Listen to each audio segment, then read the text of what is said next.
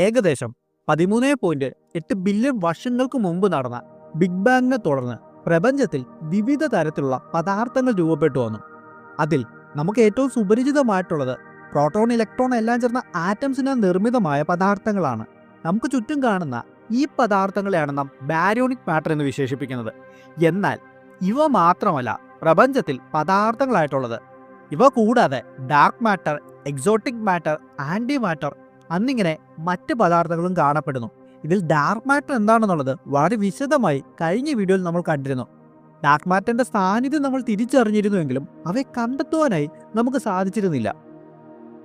എന്നാൽ വെറും 1 ഗ്രാമിന് ഏകദേശം 25 ബില്യൺ US$ വില മതിക്കുന്ന ആൻറ്റി മാറ്ററിന്റെ കാര്യം അങ്ങനെയല്ല. നമ്മൾ ഭൂമിയിൽ വിവിധ ആവശ്യങ്ങൾക്കായി ആൻറ്റി മാറ്റർ ഇന്ന് ഉപയോഗിക്കുന്നുണ്ട്. വളരെ എളുപ്പത്തിന് ഒരു ഉദാഹരണം പറയുകയാണെങ്കിൽ, ആരോഗ്യ മേഖലയിൽ വളരെ സാധാരണ ഉപയോഗിക്കുന്ന പെറ്റ് സ്കാൻ അഥവാ